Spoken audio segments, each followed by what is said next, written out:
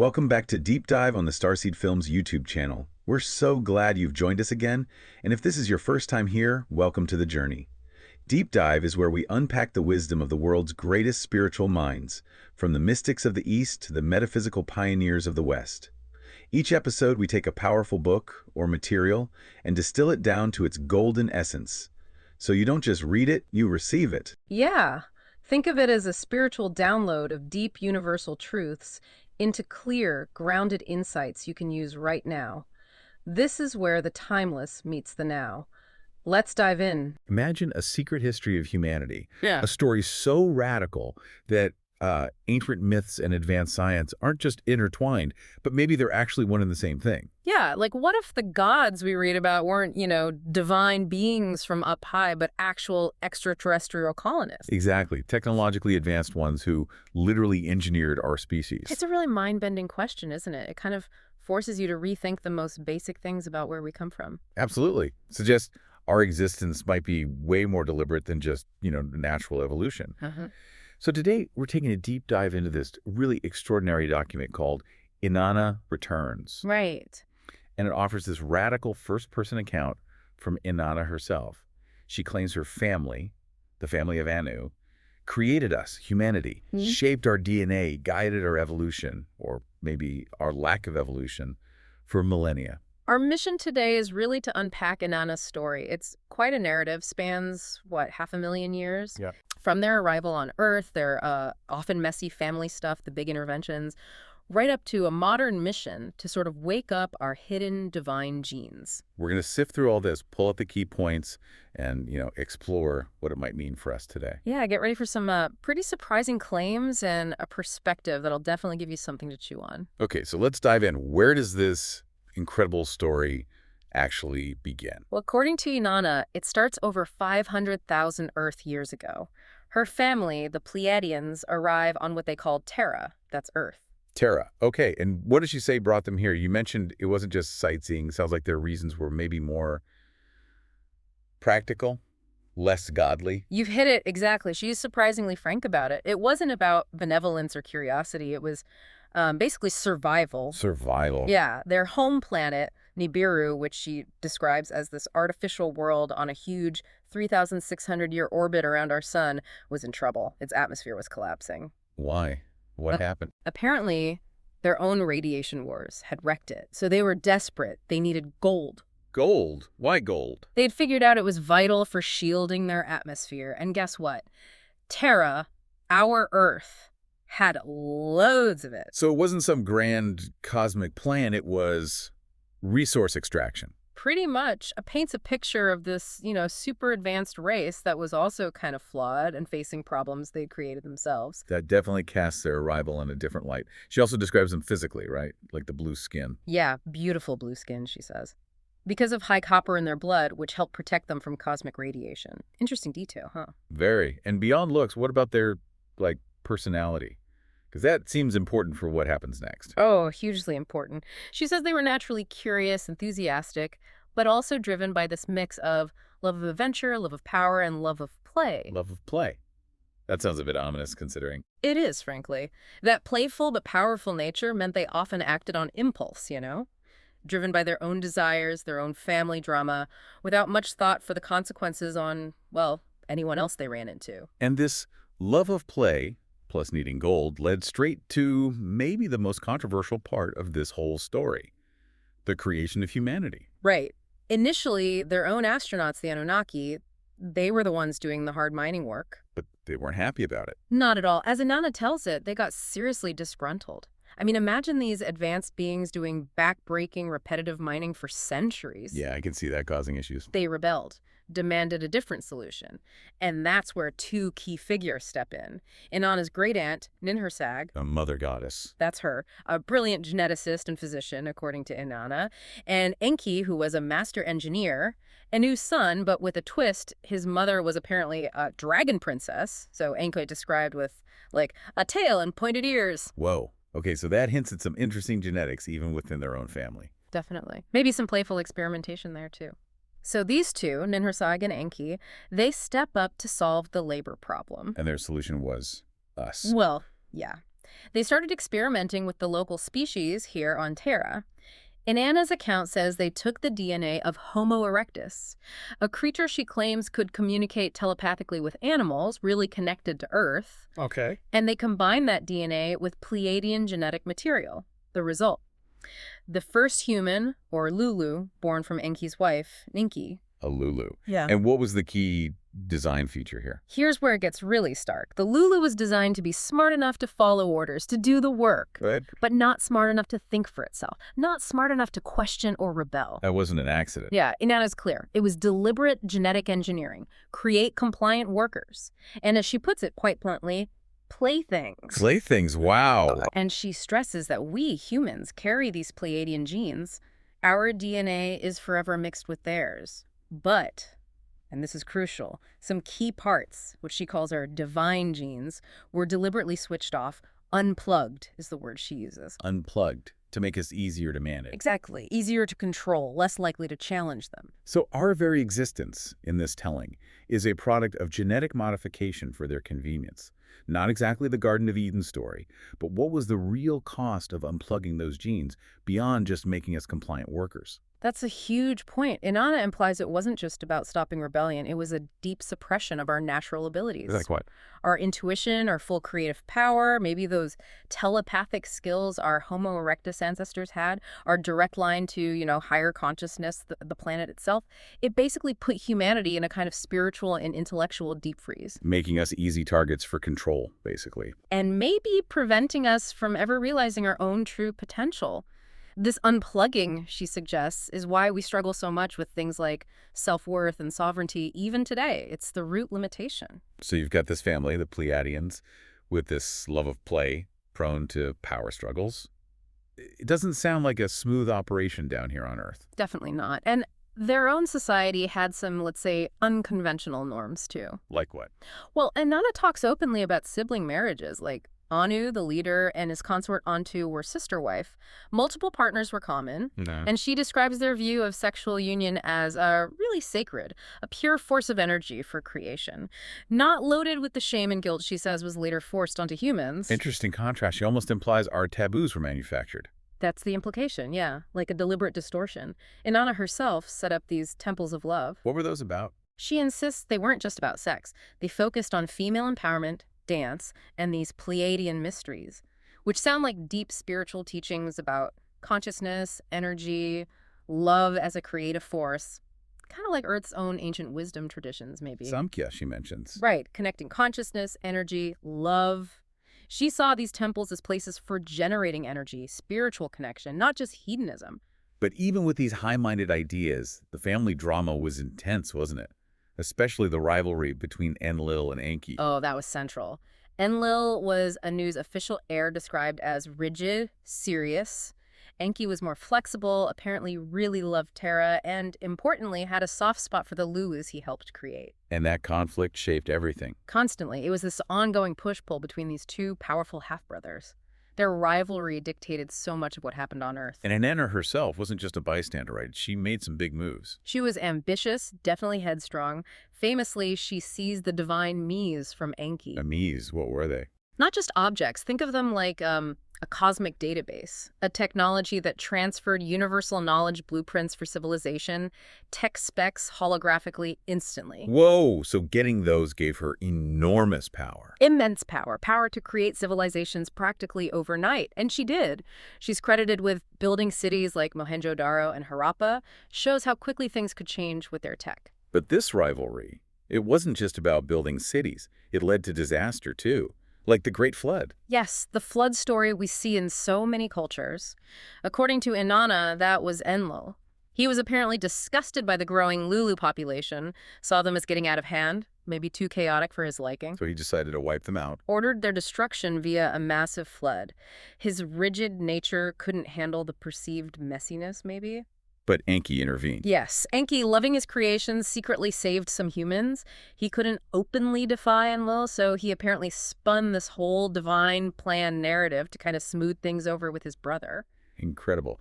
So our survival hinged on a family argument and some clever spin.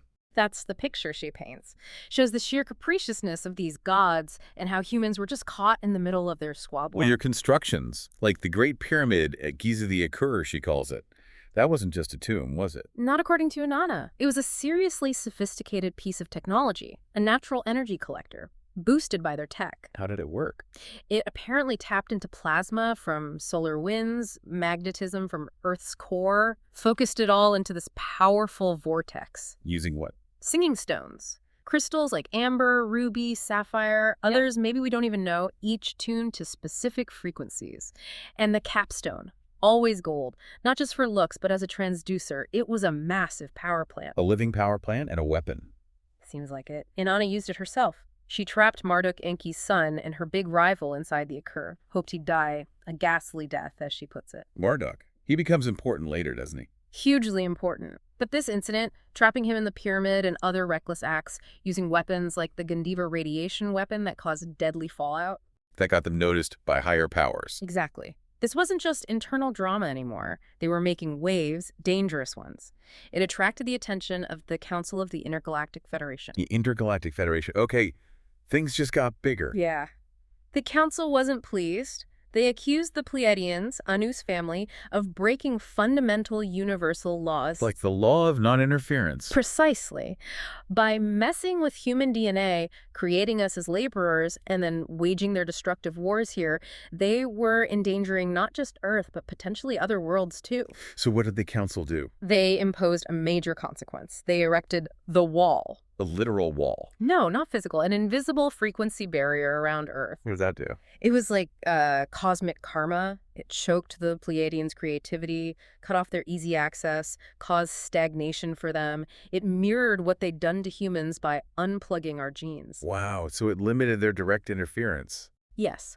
But for humanity, it was tricky. It stopped the constant overt meddling, but it also kind of trapped us inside the results of their experiment, leaving us vulnerable to whoever was still effectively in charge on the ground. Which sets the stage for Marduk. Mm-hmm. But before that, the council also decreed something else, didn't they? About a dimensional split. Yeah, this is profound. They decreed that by 2012 AD, Earth would basically split into two potential realities, two dimensions. Two Earths. Effectively. One path for those choosing freedom, sovereignty. A reality described as fourth dimension, where thoughts instantly manifest. If thoughts manifest instantly, what does that even mean? It implies a state where, the gap between your inner world, your thoughts, beliefs, fears, and your outer reality becomes almost zero. Whatever you focus on internally shapes your world directly and quickly. That sounds intense. Requires a lot of self-awareness. Immense responsibility, yeah. A completely different way of being. That was one path. The other path, remaining under Marduk's control. For those who maybe consciously or unconsciously preferred being told what to do. So a fundamental choice point for humanity. And on one of those potential Earths, Marduk really takes over. How did he do it? Not with armies, apparently. Yeah, his methods were much more insidious. Propaganda, psychological manipulation. He was a master of it. What kind of tactics did he use? Inanna describes him using things like extremely low-frequency electromagnetic fields, ELFs, to basically confuse people, disrupt clear thinking, make them suggestible. Wow. Mind control tech? Sounds like it. He also apparently cultivated fear. Fear itself became an energy source he could harvest, maybe to power his cloned armies. Cloned armies. And fear is fuel. That's dark. Very. He promoted rampant consumerism. Inanna calls TVs and media electronic altars to distract and pacify people. Keep them occupied, not thinking. And he did something specific with women, right? Tied ovulation to the moon. Yeah, she claims he deliberately linked female ovulation cycles to the moon cycles. Not just observing a natural rhythm, but manipulating it to encourage constant procreation. More subjects for his system, more energy. And beyond that, the suppression of the feminine in general. Absolutely central to his strategy. He intentionally enslaved and degraded women, replaced goddess worship and imagery with his own male god image, convinced human men of their superiority. Why? What was the strategic goal there? According to Inanna, it was to cut humanity off from its core creative and intuitive power, which she strongly links to the feminine principle. Devalue compassion, empathy, the natural flow of creation. Replace it with patriarchy, control, fear, linear logic. Make people easier to rule less likely to connect to their deeper selves. Exactly. Shift the whole energy of the planet towards control and conflict, which fed his power. So after all this, the Pleiadians, Inanna, Enki, Ninhursag, they see this mess, this tyranny they helped create. What happens then? They have a massive wake-up call. They realize the depth of their mistakes. The wall the council put up probably helped, forcing them to stagnate and reflect. Witnessing Marduk's reign, it hit home. So they decided to fix it. How? Not by ordering from on high again. Their solution was radical, incarnate, become human themselves. Wait, give up being gods and actually live as humans. It seems it was a mix of things. Seeing the suffering they'd enabled, feeling their own stagnation behind the wall, maybe a deep sense of responsibility finally kicking in. They realized they couldn't just dictate. They had to experience the human condition, limitations and all, to truly help. That's a huge shift. From creators and manipulators to participants. A monumental shift. Their new goal. Incarnate among us. Activate those latent divine genes from the inside. Encourage rebellion against Marduk's tyranny. And promote original thought. But that sounds incredibly risky for them, doesn't it? Becoming human, forgetting who they are. Absolutely. Extremely dangerous. They risked getting lost in the cycle, forgetting their mission, succumbing to the very fear and limitations they imposed. Inanna suggests many did get lost. So it was a real sacrifice. An act of humility, almost. You could see it that way, a deep commitment to fixing their past actions by walking the path themselves. Which brings us to Gracie, a modern woman living in the Pacific Northwest, who is an incarnation of Inanna. That's the story. Gracie's living a pretty normal modern life on Lost Mountain, seeking truth, but feeling overwhelmed by the chaos, the suffering in the world. Basically feeling very human, grappling with the limitations Inanna herself helped create. And how does she start to remember or connect? Through inner work, meditation, visions, she starts connecting with what Inanna calls her multidimensional selves. Other lifetimes, other incarnations. Exactly. Other lifetimes of Inanna and maybe even her family members. Each life, each self, holding a piece of the puzzle, specific wisdom, specific resilience gained through experience. Can you give some examples? Who were these other selves? Yeah, the account details several. There is Olnwyn, a Celtic warrior in ancient Ireland. Powerful but flawed, life ended in betrayal. She brings courage, earth connection, resilience. Right. Then Attila, an Atlantean priest, master of crystal frequencies, fell in love, got executed for it. He brings knowledge of energy, crystals, the power and danger of love. Wow, quite the range. And Chandroma, a dancer in 16th century India, seeking knowledge, poison and palace intrigue. She brings grace, adaptability, understanding power dynamics. Keep going, this is fascinating. Merwin, a reclusive librarian in Alexandria, loved books, died when the library burned. He embodies love of knowledge, the importance of preservation, the pain of loss. So many different facets of experience. And Sky Maiden, a Native American girl connected to the stars, honoring the Blue Lady, who she recognized as Inanna. She brings indigenous wisdom, celestial connection. And a really tough one. Rachel, a Jewish girl in Spain during the Inquisition. Tortured, burned as a witch for her healing gifts. She represents incredible resilience, healing power, enduring persecution. So Gracie connects with all these aspects of herself, essentially, all these lifetimes of experience. Yes, it's like gathering the fragments of her soul's journey, each one contributing its strength, its lessons, its pain, and its wisdom to her present self. And there was an external factor, too, something called the wave. Right. According to Inanna, the Etherians, beings of light working with the Intergalactic Council, sent this wave of high-frequency energy to Earth. What was the purpose of the wave? To help awaken those dormant genes, to nudge receptive individuals towards remembering, towards activating their potential. And Gracie was receptive. Why her? Because she made a conscious choice. She started listening to nature, disconnecting from what Inanna calls Marduk's frequency web, all the noise, the fear, the distractions of modern society. She retuned herself, basically. Unplugging from the matrix, so to speak. Exactly. She created the space within herself, and the story culminates with Gracie in this ancient cedar forest, having this incredibly profound experience. What happens? She merges with all those multidimensional selves, receives their collective wisdom, courage, healing, all integrated into her. This is what finally activates her own divine genes, transforms her into this source of light and joy. It's her personal transformation, but it feels symbolic for humanity, too. Very much so. It represents the potential for reclaiming that lost heritage, for activating our own inner divinity. What an incredible arc. We've gone through, 500,000 years? Yeah. from the Pleiadians arriving for I gold. mean, creating humanity as workers, the family feuds, the flood, the rise of Marduk's tyranny. To this modern mission of redemption through incarnation, culminating in Gracie's awakening. And the really profound takeaway, I think, is that shift. The beings who once treated humanity like, well, playthings, who deliberately limited us. Now they're invested in our freedom. So invested they become human themselves. Exactly. Experiencing our limitations, trying to help us reactivate that potential from the inside. It's a stunning reversal. And Inanna, through this account, has a direct message, doesn't she? She does. It's quite powerful. She says, "We who created you send our love to all our many children. We who created Marduk want you to become as the gods, but better. We want you to take back what we stole from you in eons past. Your power, the power to trust in yourselves." Become as the gods, but better. That's quite a statement. It really is. And this whole deep dive, it really challenges you, doesn't it? If our gods or creators were these flawed, evolving beings, what does that say about our own potential, our own capacity for growth? Yeah, if even they could mess up so badly and then try to make amends, maybe our own mistakes aren't the end of the story either. Right. And maybe that power they talk about reclaiming, the power to transcend the control systems, to heal, to activate our true selves. Maybe it really is dormant inside us, inside our DNA, just waiting. Waiting for us to claim it. Yeah. Which leads to the final question for you, listening right now.